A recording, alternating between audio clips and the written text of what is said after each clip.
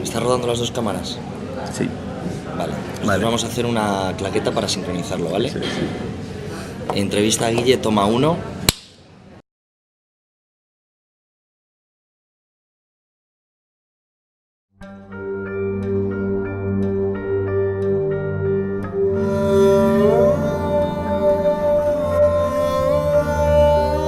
El mundo vivo, y hablo de la vida en general, es como una cosa frágil, hermosa. Por eso la vida es un milagro y hay que cuidarla. Así como vamos, uno tiene la impresión de que vamos a una hecatombe, a un desastre.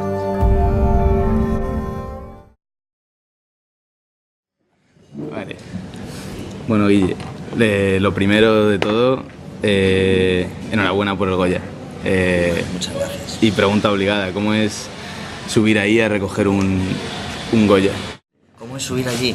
Pues no sé, es una pasada, sobre todo cuando te subes con un equipo que te ha acompañado durante muchísimo tiempo, y en este caso, pues en concreto, pues somos muy buenos amigos también, ¿no? Es una experiencia tremenda, ¿no? De alegría compartida. Bueno, nos sentimos, lo primero, agradecidos a todos los miembros de la Academia de Cine por este reconocimiento, porque es un reconocimiento a muchísima gente que nosotros somos un grupo muy pequeño que estamos representando. Ese grupo de gente está en los 5 continentes y a su vez le da voz a muchísimas historias que merecen ser contadas a nuestra manera de ver. Y precisamente eso es lo que realmente sentimos, agradecimiento por eso, evidentemente felicidad y orgullo porque esto está llegando mucho más lejos. Perdona. También, como ves, estoy un poco alterado. Pues, somos muy pocos los que ponemos la cara, los que estamos para la foto, pero de verdad que aquí hay un equipo, ya no solo equipo, sino una cantidad de personas, de seguidores, de gente que cree en este mensaje, que les ha entusiasmado la película y además nos han ayudado a darle voz, y bueno, pues de todos ellos, es esto. Muchísimas gracias.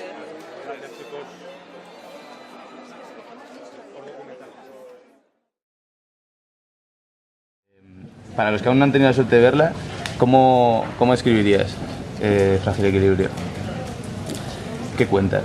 Frágil Equilibrio es una película documental que habla de lugares comunes en los seres humanos.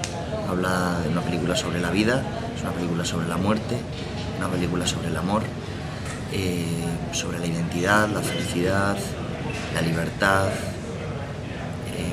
También es una película sobre los movimientos migratorios, sobre los desahucios, sobre la adicción al trabajo, el esclavismo dentro de una sociedad de consumo, muchas otras cosas más, ¿no? Todo esto se toca, se explora a través de la conexión entre 3 historias situadas en 3 contextos muy distintos en el mundo, en 3 etnias muy distintas, Japón, en África, en España. Y luego todo este viaje que hacemos es como un viaje también, la película. Todo este viaje que hacemos es conducido por José Mujica, que es el expresidente del Uruguay.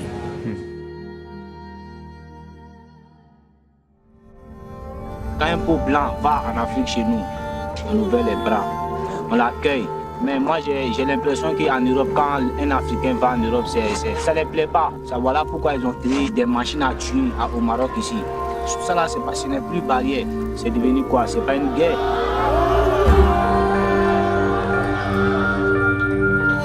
やめて金ないのにどうやって生活していくのかマシーンとかしてるよね、仕事の。そうやって死にたいって思う自分もなり得る話だと思うんですよ、今の自分でも。Cada 30 minutos han dicho esta mañana en la tele, hay un desahucio. Yo es que no asimilaba que me iban a echar el día 3 de marzo a las 8:30 de la mañana. Cuando ves 100 tíos armados hasta los dientes, más de 20 furgones en la calle, te ponen los huevos en la garganta. A ti te llama valiente. Tant qu'on ne rentre pas en Europe, nous on est considérés comme des morts, non vivants. Notre vie n'a pas de sens. Ici c'est un cimetière pour nous, un cimetière. Nuestra democracia es muy mentirosa. Si nos atenemos en sentido más viejo, griego, gobierno del pueblo. ¿Cuál es el pueblo que gobierna? Si has podido hablar con Pepe Mujica tras este Goya. Pues sí, vengo de Uruguay ahora mismo, acabo de llegar. Estuvimos hablando, hablamos el día de la gala y bueno, le pareció que habíamos hecho una proeza, cosa que es muy entrañable, ¿no? Porque realmente nosotros sabemos que el valor que tiene la película en mayor grado está dado por sus palabras, y él se empeña en reconocer que el mérito no es suyo. Entonces es una especie de lucha de modestias. Y no, pero el estreno fue muy bonito, fue hace una semana en Montevideo, en el Auditorio Nacional del Sodre, con la sala llena, 1885 personas llenaron la sala, se quedaron muchas fuera también. Y bueno, él nos quiso acompañar al principio, pero luego muy elegantemente se marchó por la puerta de atrás y ahí nos dejó con todo el percal. Qué bueno, qué bueno. ¿Y cuál dirías que es el denominador común de esas tres historias? La lucha por la vida. Todas ellas, los protagonistas luchan por vivir, que no es lo mismo que sobrevivir.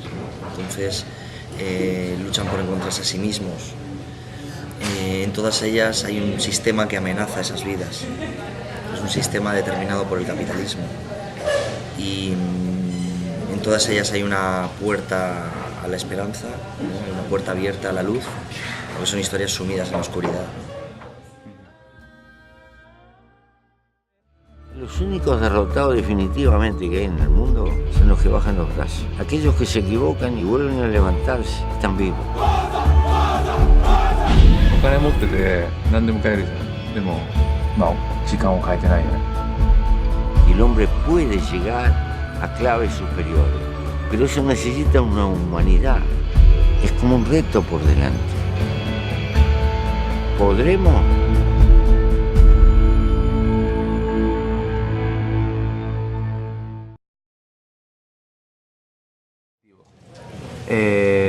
Y bueno, en alguna entrevista has dicho que nosotros como individuos debemos conocernos a nosotros mismos y mirar hacia adentro y así poder tener relaciones coherentes con la colectividad, con el grupo.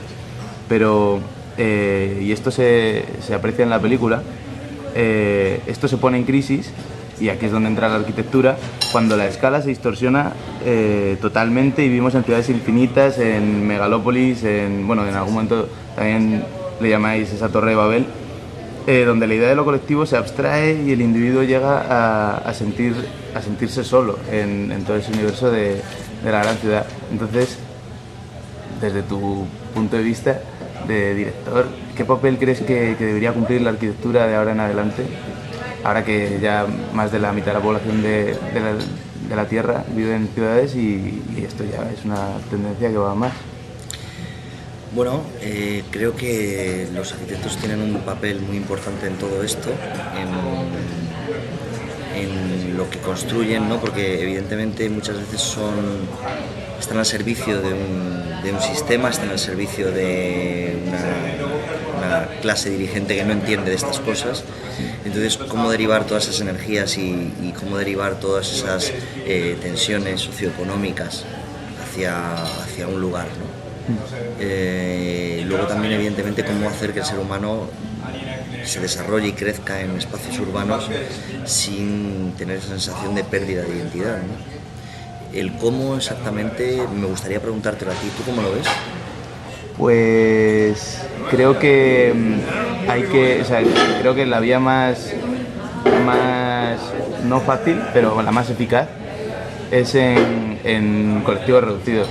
O sea, al fin y al cabo, y ese es el problema que veo cuando a veces se expande y no hay pequeñas comunidades vecinales, pero poco a poco sí que es verdad que hay esfuerzos por muchos colectivos urbanos en zonas que están sufriendo problemas de desahucios, pues hay una serie de plataformas. Creo que gracias a esos pequeños colectivos es como un poco no se llega a quedar uno solo ante todo ese mundo. Bueno, lo que estás diciendo, tú lo dices desde la arquitectura, ¿no? Entiendo, pero en la película, por ejemplo, está planteado desde lo social. Claro. O sea, primero entender que estamos nosotros como individuos, luego entender que hay un colectivo cercano, inmediato, y luego entender que pertenecemos a una etnia, bueno, a una humanidad, más que una etnia, a una especie, ¿no? Sí, de hecho, cuando se murió Bauman hace poco, yo no le conocía, empecé a mirar bastante sobre él Y de hecho dije, joder, es que es totalmente lo que cuenta la película, aunque bueno, lleva el discurso propio Mujica, pero podría llevar el de Bauman porque va muy de la mano también en muchas cosas de esa pérdida de, ya no hay, no es que no haya conciencia de clase, bueno, es que ya no hay conciencia tampoco ni de humanidad, que yo creo que nunca la ha habido, que también es un discurso que ha tenido mucho José Luis San Pedro, que hablaba mucho de que hemos evolucionado, y de esto lo cuenta la película también, técnicamente el avance ha sido infinito, pero y en términos de humanidad, en términos de felicidad. En términos de identidad, totalmente. Y aquí, bueno, yo creo que esto pertenece a una voz universal, es decir, esto creo que es una cosa que es por la misma razón por la que mucha gente que va al cine, por ejemplo, a ver esta peli, cuando sale es como, bueno, estas cosas que se dicen aquí es como que yo las he pensado alguna vez, pero no las he sabido decir tan bien, ¿no? ¿Por qué? Porque, bueno, evidentemente Mujica se hace eco de toda esta voz y este discurso que tú hablabas, yo desde un punto de vista, yo desde otro, pero es el mismo, y es ese espíritu de cambio hacia algo constructivo, hacia algo que no se ha visto hasta ahora, ¿no? Hacia otras posibilidades que nos han planteado, que nos han explorado, o una modificación de las que se han explorado, pero evidentemente es hacia construir algo, no hacia destruirlo, ¿no? Entonces, volviendo a lo que decías antes, por ejemplo, me parecía el hecho de entender y preguntarnos, por un lado, por ejemplo, preguntarnos cuál es nuestro hogar, ¿no? ¿Cuál es realmente nuestro hogar? ¿Y qué es lo que determina que busquemos un hogar, o qué es lo que determina que sintamos eso como hogar? Y de la misma forma, entender quiénes son nuestros vecinos, de verdad. Porque a lo mejor resulta que nuestros vecinos están a 20.000 kilómetros de distancia y debemos entenderlos como tales, ¿no? Aunque luego tenemos unos vecinos aquí en el espacio más próximo, a través de los cuales nos podemos estructurar, ¿no? Espacialmente. Pero entender que los problemas de los que están a 20.000 o 30.000 kilómetros de distancia son problemas nuestros, puede ayudar, evidentemente, ¿no? Sin dejar de pensar en la construcción desde lo pequeñito, ¿no? Las pequeñas aglomeraciones, ¿no?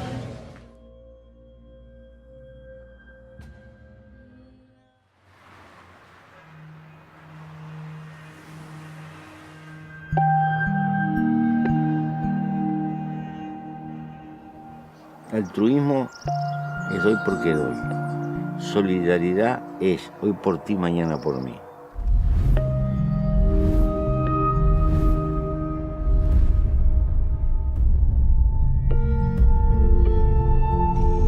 Lo que tiende a perder el hombre contemporáneo es que le aprecian todo, le quitan todo el tiempo de su vida. 仕事ばっかりしてることですね、やっぱり仕事が全部中心なんですけど、今度はそれがじゃあ自分の楽しみなのか生きがいなのかっていうのが分かんなくなるんですね。Nos creemos que la desgracia que tiene África es un problema de los africanos. No, es de la humanidad. Je ne suis pas arrivé en Europe, mais en tout cas ici, à la frontière, entre le Maroc et l'Espagne, le droit de l'homme n'existe pas.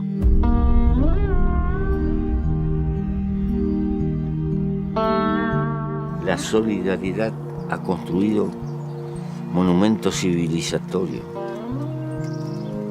pero está en crisis, no es un producto de mercado.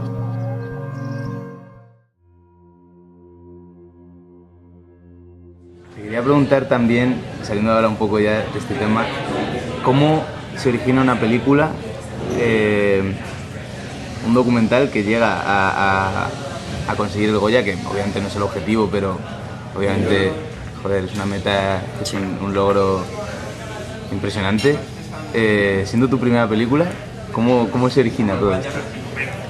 Pues, ¿cómo se origina todo esto, no? Sí. ¿Cómo hemos llegado hasta aquí? Pues la verdad es que yo creo que intentando ser lo más honesto posible con nuestra propia historia, con nuestra propia película, queriendo hacer esto porque nos ha salido de dentro, amándolo, creyendo en ello durante los 3 años que hemos estado trabajando en esto.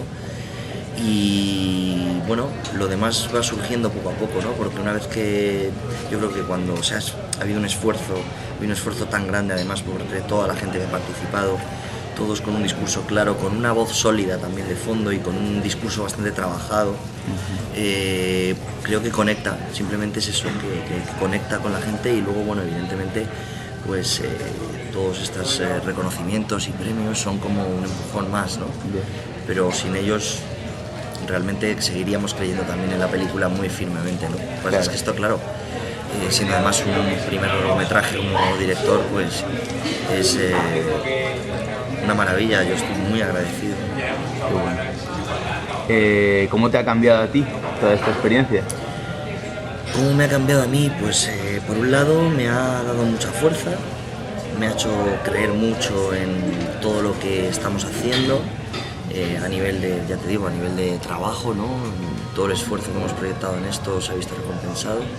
Luego también conocer a los protagonistas de las historias y haber vivido con ellos, pues me ha aportado una sensación, unas ganas de luchar y de relativizar los problemas.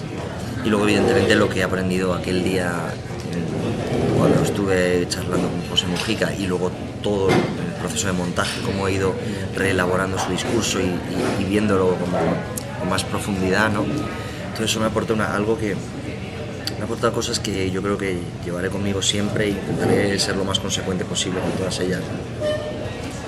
Te quería preguntar también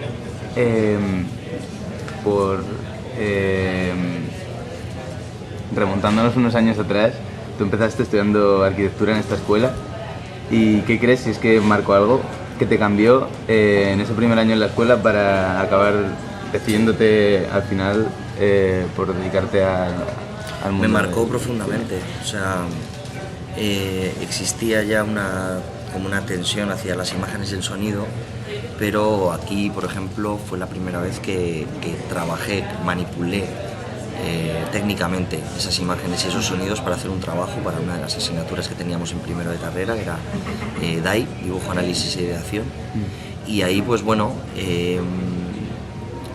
me di cuenta que a nivel de oficio prefería manipular esas imágenes del sonido con ese fin, con ese lenguaje, no quería trabajar ese lenguaje. Si bien es verdad que cuando comencé en arquitectura me interesaba más casi lo que rodeaba al concepto del proyecto, ¿no? A lo que es proyectar y desarrollar un proyecto, casi que a la propia construcción, ¿no? Entonces yo no sé dónde están las vocaciones o dónde están las cosas que quieres, a dónde quieres llegar, pero bueno, sin duda alguna el paso por aquí me direcciona mucho hacia dónde he llegado, ¿no? Y luego, de hecho, hay una inquietud y hay unas ganas de explorar todo lo que tiene que ver precisamente con los puntos de intersección, ¿no? Entre las arquitecturas y el cine, ¿no? El espacio, la luz y bueno, sobre todo el ser humano. El ser humano, entender al ser humano desde diferentes perspectivas. Puede ser a través de la arquitectura o pues a través del cine, ¿no? Pero al final estás hablando de algo, ¿no? ¿Qué es eso? Ya acabando, también te quería preguntar por el enfoque que tú tienes. En plan, el relato se cuenta poniendo el ojo en detalles que no es que decoren la narrativa, sino que de distraer o entretener llevan al espectador a un entendimiento del todo brutal, porque son como una parte inherente a ese todo. Entonces, ¿cómo detectas esos detalles que son tan impresionantes? Muchas veces los detalles, los símbolos que se crean son en base a un plan, ¿vale? Bueno, esta película la hemos rodado en más de 10 países y ha habido 6 unidades independientes en las que no hemos estado, pero sí que hemos estado activándolas hemos estado dirigiéndolas desde la distancia, ¿no? Entonces hemos buscado elementos que sabíamos que en montaje iban a reelaborar sus propios significados. Entonces, pues se han ido registrando cosas que, pues, por ejemplo, vallas, puertas, lugares de tránsito, elementos visuales que sabíamos que iban a cobrar otro significado y yuxtapuestos en el montaje, ¿no? O cambiados con su orden, ¿no? O generando relaciones entre ellos distintas en el montaje. Para nosotros, Frágil Equilibrio ha sido como un trabajo de cocinar a fuego lento. Hemos intentado tener los mejores ingredientes posibles en la cocina y lo hemos conseguido, pues eso, gracias a estas unidades que te contaba antes, y intentar tener una visión común, ¿no? Que todas las partes respondieran a un plan, a una idea, ¿no? Y que hubiera un discurso, en la parte más pequeña se mantuviera ese discurso. Entonces luego en la cocina hemos intentado pues ir trabajando delicadamente, manufacturando todos estos simbolismos, ¿no? Generando relaciones dialécticas entre un plano y otro. A veces un plano cobra un significado en montaje distinto al que estaba originalmente planteado, ¿no? Ya. Porque pensamos que el documental es un trabajo muy de montaje. Ya. Y bueno, ya para concluir, explícanos el porqué de este nombre, de Frágil Equilibrio. Bueno, hay muchos posibles. La verdad es que fue el primer y único título que tuvo la peli. Hay una frase de Mujica que decía: ¿qué es el todo? Esa palabra que utilizamos. Es el conjunto de equilibrios frágiles que hacen posible que nos perpetuemos, ¿no? Estaba hablando de la vida. El equilibrio frágil es lo que él denomina, así como denomina a la vida. La vida es una de las cosas que él defiende en su discurso y que en la película es el argumento principal, ¿no? El tema, el concepto sobre el que gira todo, ¿no? La importancia de la vida, ¿no? Y lo importante que es la vida y la poca importancia que se le da dentro de este gran sistema que se ha creado, en el que muchas veces se le da más prioridad a muchas otras cosas que alimentan esta rueda, esta máquina en la que vivimos, pero que no ayudan a que se desarrolle una vida en los protagonistas de las historias, que son básicamente los seres humanos, ¿no? Bueno, pues muchísimas gracias, es un placer, como siempre, hablar contigo un rato, porque podríamos hablar horas, pero bueno. ¿Hay alguna cosa más que...? Sí, también me está quedando sin batería, por eso quería incluir un poco, y además con esa pregunta y tal me parecía guay. Pero vamos, sí, tenía aquí alguna cosa que no me acuerdo. La libertad... bueno, que obviamente las tres historias son como luchas, que dices tú, que buscan como la libertad, pero es curioso cómo unos buscan la libertad en unas cosas y otros las buscan en lo contrario. O sea, no en lo contrario, pero unos buscan la libertad en lo que otros tienen, y precisamente porque los otros tienen eso, necesitan buscar la libertad que tienen nosotros. Son cuestiones de perspectivas. Un poco la historia de Japón y de la gente que está en el monte Gurugú. Al final son perspectivas. Al final realmente somos una perspectiva nosotros. Entonces depende de qué posición ocupes o qué lugar, ¿no?, asumas, puedes tener una visión u otra. Efectivamente, hay una diferencia en los conceptos de libertad y en las maneras de entender la vida de unos y de otros, ¿no? Por eso ninguna de ellas es la válida o la no válida, ¿no? O sea, son relativas al final. Y es un poco la condición de apertura que te da esto, la posibilidad de abrirte a nuevas visiones, ¿no? Y al final yo creo que es el camino un poco, ¿no? Entender que hay diferentes perspectivas todo el rato y que puedes asumir diferentes posiciones y que te puedes poner en el lugar del otro.